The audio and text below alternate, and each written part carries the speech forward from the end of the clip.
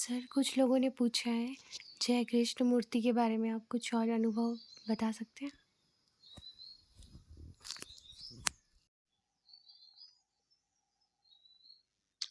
दो घटनाएँ हैं जो मैं शेयर करना चाहूँगा। तो एक तो बनारस में जय कृष्णमूर्ति स्कूल है, राजघाट स्कूल बोलते हैं उसको। ये वहाँ की बात है। तो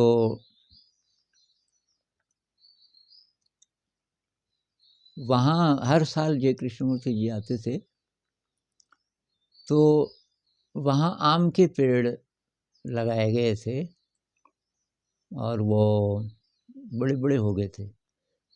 तो सब पेड़ों पे तो फल आने लग गए थे कुछ सालों से। एक ऐसा था जिस पे फल नहीं आए और बड़ा हो गया था, बहुत बड़ा, मतलब 15 फुट के आसपास, बहुत बढ़िया पेड़, पर फल ही नहीं आ रहे थे। तो वो कटने वाला था कि इस पेड़ को अब काटना पड़ेगा क्योंकि ये बेकार है, इस पे तो फल तो आ नहीं रहे।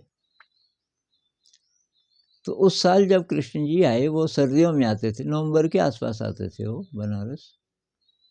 आए तो वो काफ़ी ठीक-ठाक कैंपस है, काफ़ी बड़ा। तो घूम रहे थे और आम के पेड़ों की तरफ उन्होंने देखा और ख़ासकर उसी आम की तरफ। कहने लगे, व्हाट अ मार्वलस ट्री, क्या कमाल का वृक्ष है। तो उनके साथ जो थे उन्होंने बोला, कृष्ण जी ये लेकिन ये कटने वाला है। कि क्यों?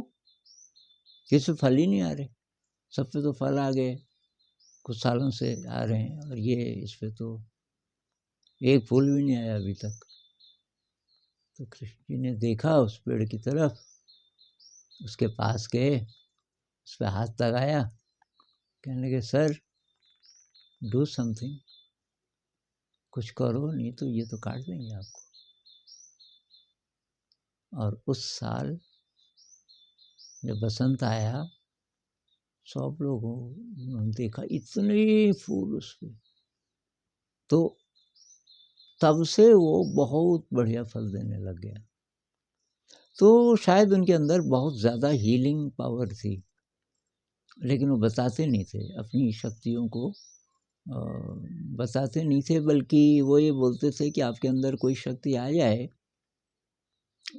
उसको उसको वैल्यू मत दो ज़्यादा। एक और घटना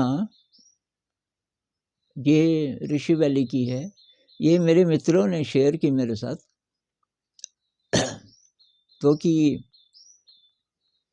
ऋषि वैली में कृष्णमूर्ति जी आए हुए थे, सर्दियों का टाइम, मतलब नॉर्थ इंडिया के हिसाब से सर्दी वहाँ तो अच्छा रहता है मौसम, दिसंबर में भी।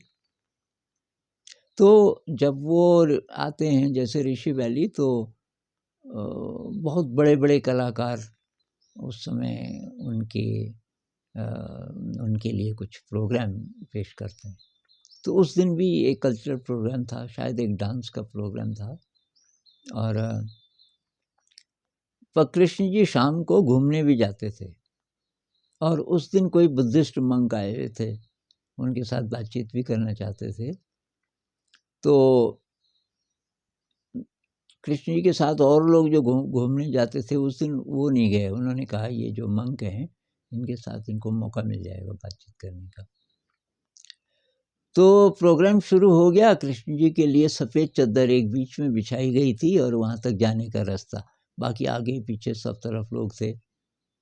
तो कृष्ण जी को पता था कि वो मेरी जगह है, मैं जब भी आऊँगा वहाँ पे बैठ सकता हूँ, ये सबको पता था।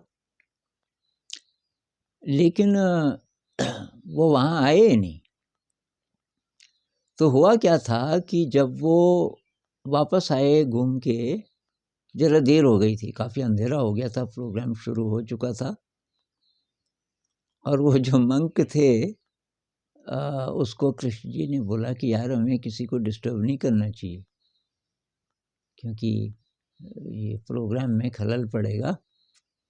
तो जहाँ पे लोग जूते उतारते हैं, और वहाँ पे मिट्टी भी थी बहुत, क्योंकि वहाँ कच्ची सड़कें हैं। अब तो पता नहीं, पर ये जब मैं था तो कच्ची सड़कें थी। अब कच्ची सड़कों से चल कर के आप आएँगे तो जूते चप्पल पे मिट्टी तो लगेगी। तो वहाँ पे काफ़ी मिट्टी थी और वहाँ पे अंधेरा-अंधेरा भी था, लेकिन वहाँ से स्टेज दिख रहा था साफ।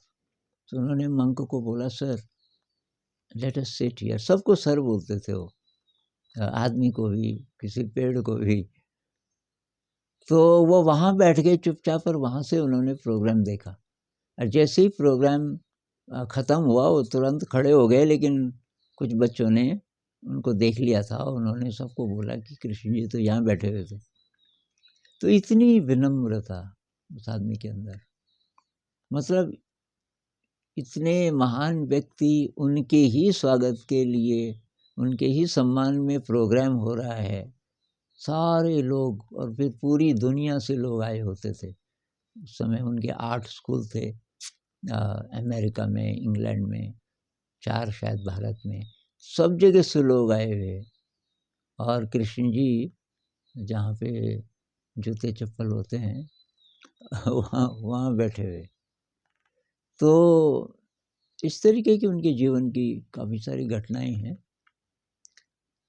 तो उनकी जो सिंप्लिसिटी थी ना, सादगी और कोई आडंबर नहीं, किसी भी तरह से, उनके कपड़ों से, उनके चाल-ढाल से, उनकी बातचीत से ऐसा नहीं लगता था कि ये कोई बहुत बड़े साधु सन्यासी हैं, बिल्कुल आम आदमी की तरह।